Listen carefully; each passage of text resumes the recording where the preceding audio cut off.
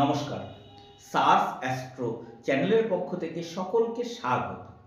আমাদের আলোচ্য বিষয়বস্তু হলো হস্তরেখা বিচার। এই হস্তরেখা বিচারের একটি অংশ মামলা মোকদ্দমা বা হাজতবাস। আমরা হাতের করতলে কয়েকটি চিহ্ন বা রেখার বিন্যাস দেখেই বলতে পারি বা উপলব্ধি করতে পারি যে এই জাতক বা জাতিকার জীবনে মামলা মোকদ্দমা ও হাজতবাসের সম্ভাবনা রয়েছে। এই ধরনের পরিস্থিতি সাধারণত নির্দেশ করে এমন কিছু চিহ্ন, যে চিহ্নগুলো আজ আমরা এই ভিডিওতে ধীরে ধীরে আলোচনা করব।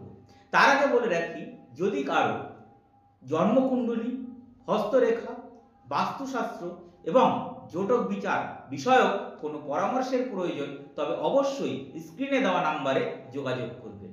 আর ভিডিওটি ভালো লাগলে লাইক, কমেন্ট ও সাবস্ক্রাইবের মাধ্যমে অবশ্যই পাশে থাকবেন। এবার আসি বিস্তারিত আলোচনায়। শুক্রের পর্বত, এই শুক্রের পর্বতে বর্গাকার চিহ্ন, হাতের বুড়ো আঙুল, এই যে বুড়ো আঙুলের নিচের অংশকে বলা হয় শুক্রের পর্বত। এই স্থানে একটি স্পষ্ট বর্গাকার চিহ্ন বা স্কয়ার সাইন থাকা, এই স্থানে একটি স্পষ্ট বর্গাকার চিহ্ন বা স্কয়ার সাইন থাকা কারাবাস বা আইনগত বাধার ইঙ্গিত দেয়। এই চিহ্নটিকে সীমাবদ্ধতার প্রতীক হিসেবে দেখা হয়, যা আইনি সমস্যা বা খারাপ সঙ্গের কারণে স্বাধীনতা হারানোকে ইঙ্গিত করতে পারে। এরপরে আসি জীবন রেখা, ভাগ্যরেখা, ছেদ বা অস্বাভাবিকতা, অর্থাৎ জীবন রেখা যাকে বলি আমরা আয়ু রেখা ও ভাগ্য রেখায় দ্বীপের মতো চিহ্ন বা আইসল্যান্ড ফরমেশন বা ছেদ, ব্রেক, ভাঙা যদি থাকে, তবে অস্থিরতা, মানসিক চাপ বা জীবনে বড় কোনো বাধার ইঙ্গিত দেয়। ভাগ্যরেখা কেটে যাওয়া বা তাতে কোনো প্রতিকূল চিহ্ন এই মামলা মোকদ্দমার দিকে ইঙ্গিত করতে পারে।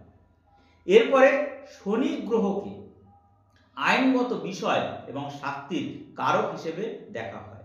তাই শনির পর্বত, অর্থাৎ মাঝের আঙুলের নিচে, মধ্যমার নিচে এই শনির পর্বত যদি খুব বেশি উন্নত বা পীড়িত হয়, তবে তা আইনি ঝামেলা বা দীর্ঘস্থায়ী সমস্যার কারণ হতে পারে।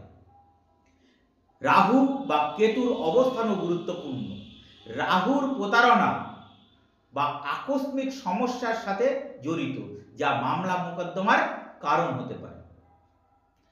প্রধান রেখা, বিশেষ করে জীবন রেখা, হৃদয় রেখা, শিরোরেখা যদি দুর্বল, অস্পষ্ট এবং একাধিক জায়গায় কাটা থাকে, তবে তা জীবনের বিভিন্ন ক্ষেত্রে বড় ধরনের জটিলতা বা বাধার সৃষ্টি করতে পারে, যার মধ্যে আইনগত সমস্যাও অন্তর্ভুক্ত থাকতে পারে।